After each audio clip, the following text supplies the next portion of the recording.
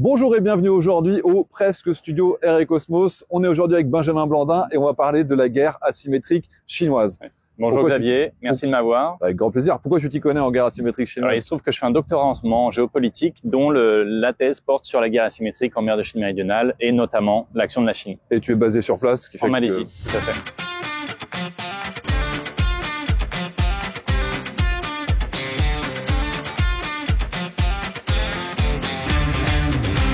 On parle de guerre asymétrique. Est-ce que c'est un petit peu comme les Russes qui vont utiliser des proxys et puis faire de la désinformation, ou alors on est vraiment sur tout un autre domaine? Alors, il y a quelque chose de vraiment spécifique à la mer de Chine méridionale que moi j'appelle la guerre asymétrique. En fait, la guerre asymétrique, c'est un terme que j'utilise comme une marque ombrelle, mais qui en fait recoupe le déni d'accès, la guerre hybride et les techniques de la zone grise. Et en fait, tout ça, aujourd'hui, dans l'état de mes recherches, on est à peu près 200 phénomènes. Okay. Et 95% à peu près, c'est la Chine.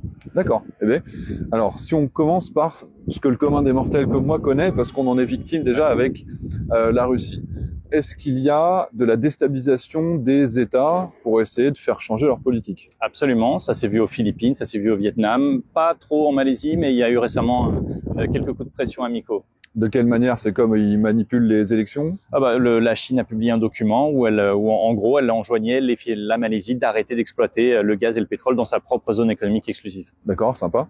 Ouais. Est-ce qu'il y a l'utilisation de proxy? Je pense aux Houthis pour les Iraniens, je pense à Wagner pour les Russes. Pas vraiment. En fait, donc dans les trois familles que j'ai citées tout à l'heure, enfin les trois blocs, le déni d'accès, c'est vraiment poldérisé, militarisé, les récifs, les atolls, etc. dans ce qu'on appelle l'archipel des Spratleys. Oui. La guerre hybride, ça va être tous les moyens non militaires, c'est-à-dire la manipulation du droit, de l'administration, de l'économie, etc. Et les techniques de la zone grise, ça va être l'utilisation de la violence, mais pas de façon létale. C'est-à-dire on va rester sous une ligne qui permet d'agresser le voisin tout en n'étant pas en situation de guerre. Et donc quand tu parles des îles Paracel et Spratly, là c'est par exemple les fameuses images où on voit ils arrosent avec des canons à eau ultra-violents sur des, c'est quoi, c'est des pêcheurs? Oui, enfin des pêcheurs ou des navires de la garde-côte du pays adverse en gros. Donc ils se permettent quand même d'attaquer des gardes-côtes d'un pays adverse. Absolument. Et d'ailleurs, je tiens à préciser que un canon à eau sur un navire de la garde-côte, c'est pas fait pour attaquer les autres bateaux. C'est vraiment pour éteindre des incendies. Ouais. Mais à côté de ça, ils vont utiliser le signal jamming, signal spoofing, c'est-à-dire perturber les communications adverses. Ils vont peindre les navires de leur milice maritime en blanc avec la mention China Coast Guard, même si c'est pas des navires de la garde-côte, c'est pas du personnel de la garde-côte, ils n'en font pas de mission de la garde-côte, mais si vous les attaquez, ils réagiront comme si c'était un navire de la garde-côte. Donc, il y a tout un tas de subtilités ou l'utilisation de sonar contre les plongeurs australiens au large du Japon d'ailleurs, l'utilisation de lampes stroboscopiques, de couteaux, des machettes, enfin tout ce qu'on avait pu voir il y a quelques mois à peine. Pour couper les filets, etc. Ça, ils le font également dans des zones qu'ils ne revendiquent pas, parce que là, tu parles au large du Japon contre l'Australie. C'est-à-dire qu'ils vont plus loin que leur revendication illégale en mer de Chine, par exemple. Avec le Japon, il y a le souci autour de ces fameux rochers qu'on appelle les Senkaku ou les Diaoyu en chinois. Et en fait, ces rochers sont contestés par la Chine au Japon.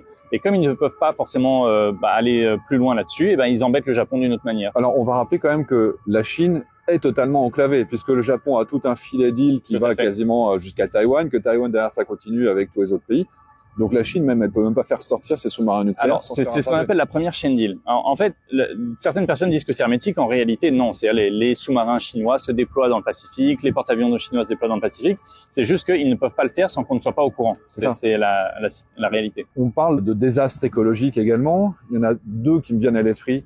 C'est le fait d'utiliser du cyanure dans les récifs coralliens pour tuer les récifs coralliens pour embêter les pêcheurs des autres pays.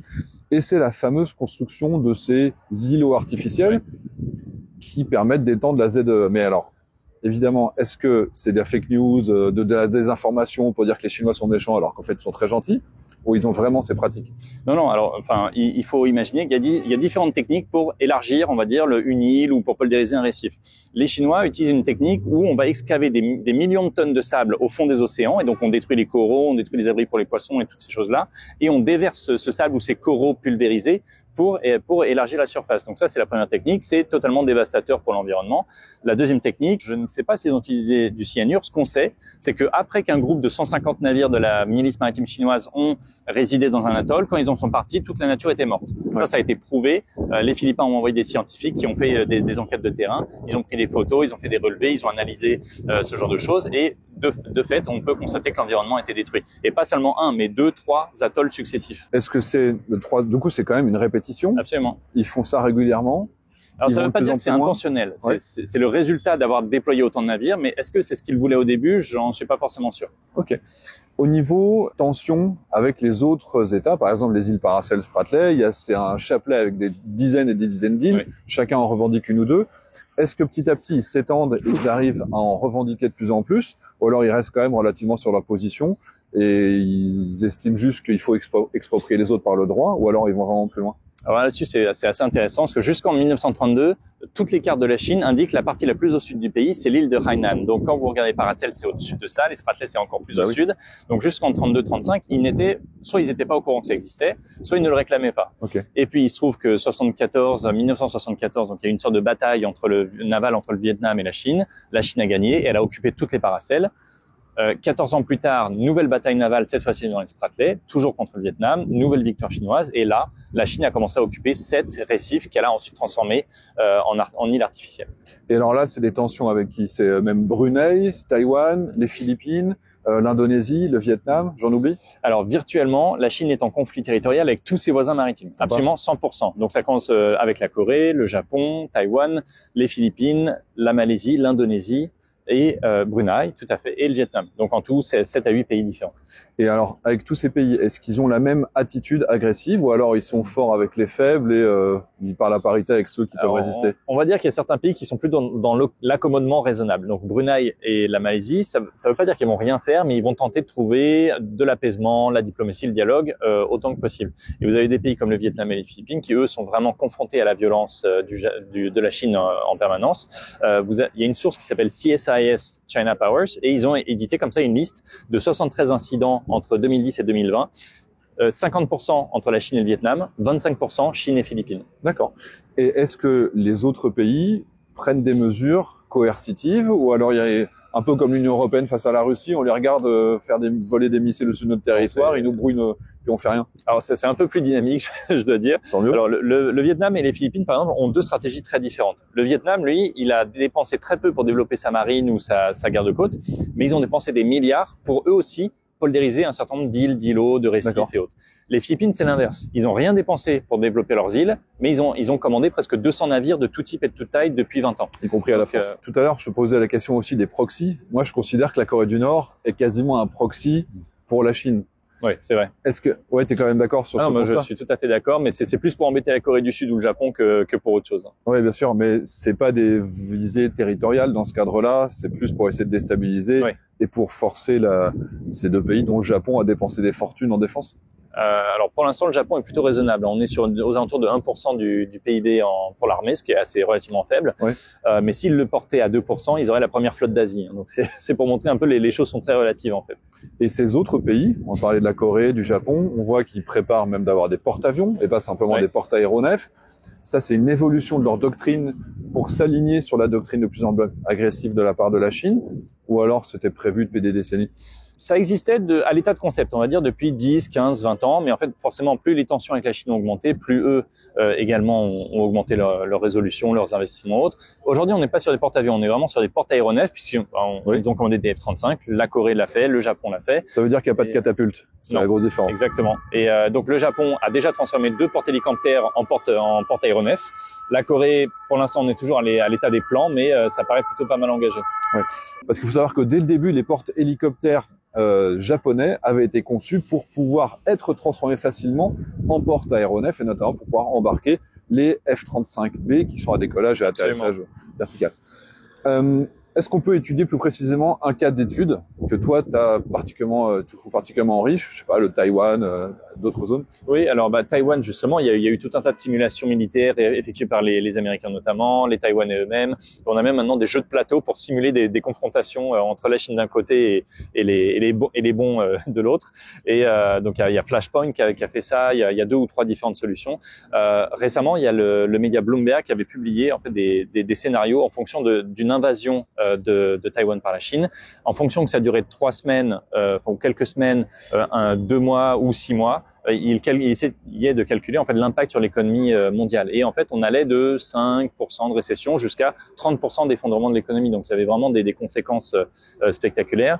Parce qu'il faut pas oublier que si la Chine attaque Taïwan, donc l'île principale de Taïwan, ça veut dire qu'il faut boucher tout le détroit de Taïwan à la circulation maritime, tout l'espace aérien au sud du Fujian, du Guangdong, du Détroit et de l'île de Taïwan, qui aujourd'hui c'est un véritable nœud aérien. C'est-à-dire que les avions civils se croisent et s'entrecroisent en permanence. Donc on parle de l'économie de la Chine qui peut être à l'arrêt entre 3 semaines, vraiment minimum, jusqu'à 6 mois. Et ça veut dire des dizaines de millions de Chinois qui perdent leur job, des centaines de millions d'entreprises qui ferment. Taïwan, qui est le principal fournisseur de puces, qui met la clé sous la porte. Donc voilà, on parle de conséquences vraiment catastrophiques en cas d'offensive. Ça va pas plus loin parce que de l'esprit que j'en ai, ça veut dire aussi une implication américaine, australienne, sud-coréenne, japonaise. L'Inde, non, peut-être pas l'Inde, mais ce qui est sûr, c'est que le Taïwan commande de plus en plus de systèmes d'armes aux États-Unis. Il y a beaucoup de discussions aux États-Unis pour renouer les liens et renforcer les liens avec Taïwan de façon vraiment officielle, sans renoncer à la politique d'une seule Chine, mais en ne se privant pas soi-même du droit d'aider ou d'accompagner Taïwan. Le Japon a beaucoup fortifié ces dernières années l'archipel des Yonaguni, qui est à proximité de Taïwan. Oui. Les Philippins font la même chose dans l'archipel des Batanes, et les Américains aussi construisent tout ce réseau d'aérodromes, ou alors ils vont créer des aéroports, moderniser ou étendre des aéroports existants pour préparer cette fameuse stratégie de d'éparpillement des avions en cas de guerre de haute intensité. Au cas où. Je reviens sur la guerre asymétrique.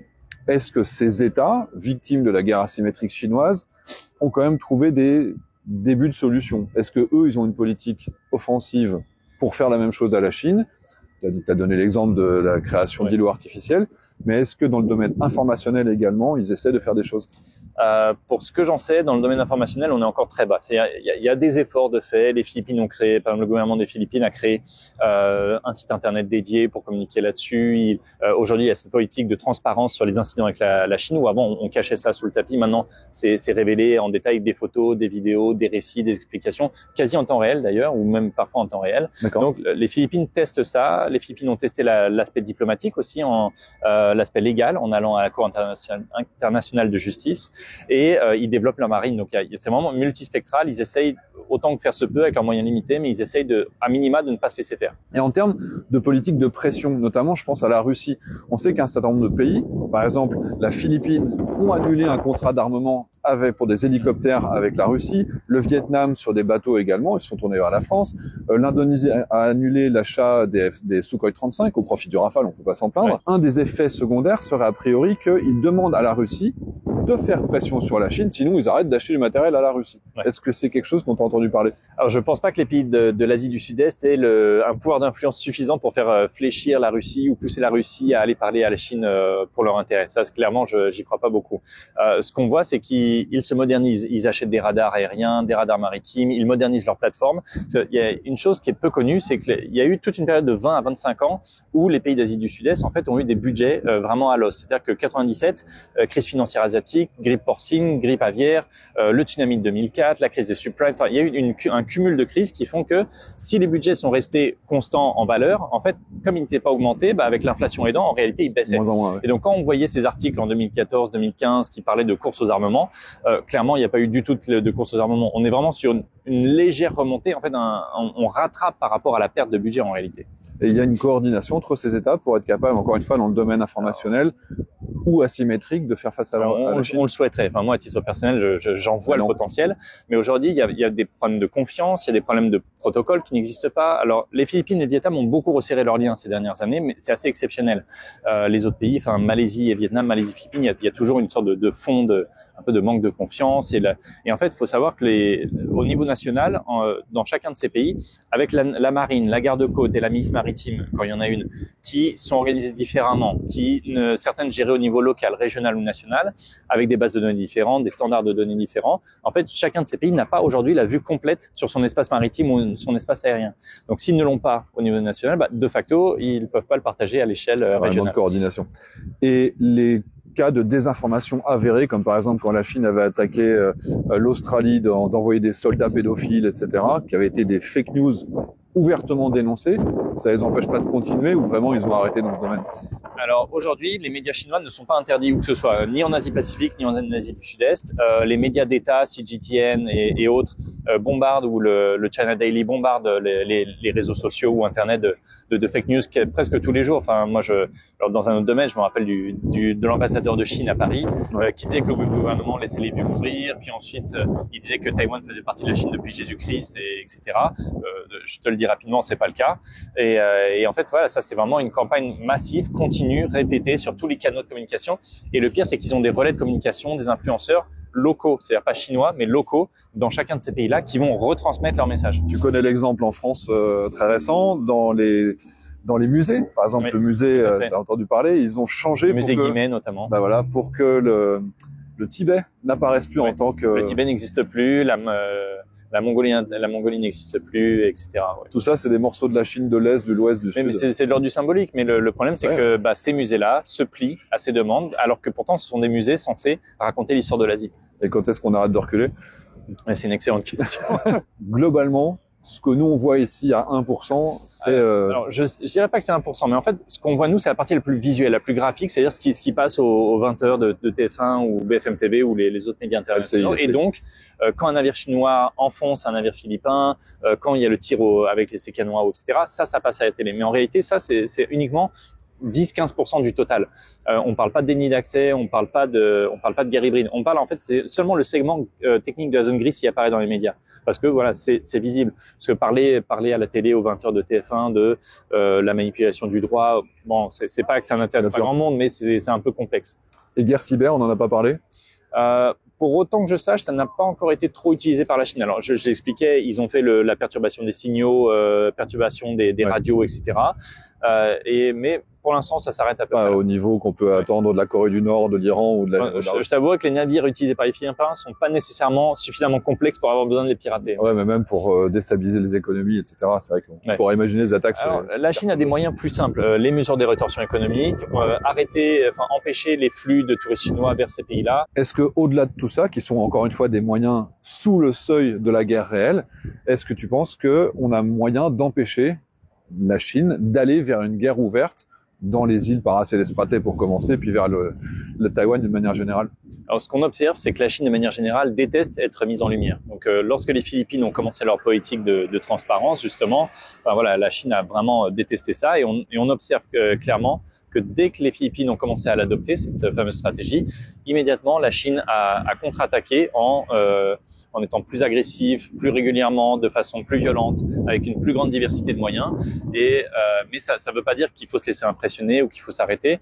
Ensuite, c'est simplement qu'à l'échelle locale, ça ne peut pas aboutir très loin. En fait, il faut vraiment qu'à un moment, les pays qui sont confrontés à la Chine, pas forcément s'unissent, mais au moins travaillent de concert à minima pour se partager de l'information, avoir des coopérations, faire des exercices ensemble, qui est la base d'une réaction collective. Et donc toi, tu imagines difficile une vraie offensive militaire de la Chine sur l'ensemble, contre l'ensemble des pays en mer de Chine méridionale? Alors moi, j'y crois, à titre personnel, j'y crois pas. C'est-à-dire qu'il n'y a pas d'intérêt pour la Chine à attaquer de façon létale ses voisins. Il n'y a pas d'intérêt pour la Chine d'envahir ses voisins, parce que ça, tout simplement, ça l'exposerait pas seulement aux critiques internationales, mais à la résistance de ces pays-là. Ça générait des perturbations pour son économie. Je vois vraiment pas quel intérêt pourrait y retrouver. Et à contrario, Taïwan, où là, ils disent clairement qu'ils veulent aller vers une réunification, comme ils l'appellent, quelle qu'en soit la manière. Alors, les scénarios d'invasion de Taïwan, tu te rappelles, on en avait parlé dans cette précédente vidéo, j'ai écrit un article sur le sujet. Donc voilà, c'est quelque chose qui existe. Alors, certains parlent d'une invasion massive, violente, brutale et directe de Taïwan. Moi, j'avais plutôt ce scénario d'une attaque séquencée, où d'abord, ils reprendraient les petites îles proches de la côte, c'est-à-dire les Kinmen, les Wuchu, les Matsu. Peut-être dans un second temps, il reprendrait les îles en mer de Chine méridionale, et ensuite, vraiment, la dernière étape serait d'attaquer l'île principale de Taïwan. Mais pour moi, il y aurait vraiment pas d'intérêt de faire une attaque directe. Ça serait vraiment coûteux pour la Chine. Et je pense qu'il y a une façon, notamment avec ce concept de blockade en anglais, où tout simplement on encercle de façon hermétique une île adverse jusqu'à ce qu'il n'ait plus d'eau, plus de nourriture, plus de carburant, et sans tirer une seule cartouche, la Chine pourrait récupérer ces îles. Mais bien sûr, si elle a cette approche entre guillemets non létale, forcément ça prend plus de temps, etc. Mais in fine, ça ferait que Taïwan assiégé serait l'agresseur si elle se défendait de façon létale contre la Chine, qui elle n'utiliserait pas la violence. Et là, on reviendrait sur l'histoire du blocus avec Kennedy sur Cuba. Exactement. Est-ce que les Américains laisseraient faire, contrairement à leurs engagements, notamment sur Taïwan? Taïwan est vraiment sur une corde raide où il ne faut pas se laisser faire, mais il ne faut pas non plus réagir de façon trop ferme. On va remettre les liens. Alors d'abord, le lien vers la vidéo qu'on a fait d'analyse, ton interview et une analyse également de simulation. On reprenait les wargames dans lesquels, en gros, la Chine n'avait aucune chance d'essayer même de prendre Taïwan avant 2035-2040, parce que militairement, leurs avions de chasse sont pas au point, ils n'ont pas les parités vis-à-vis de leurs opposants potentiels en cas de guerre. Tes travaux de recherche, je suppose qu'il y en a quelques-uns qu'on pourra publier également. Donc il y a une douzaine d'articles, on pourra en mettre certains dans les commentaires. Tout ça, c'est en commentaire épinglé. Les amis, merci Xavier. On espère que ça vous a plu, et puis on vous dit à très bientôt. On va parler de stratégie américaine, l'impérialisme américain dans l'Asie-Pacifique. Tout à fait. À bientôt.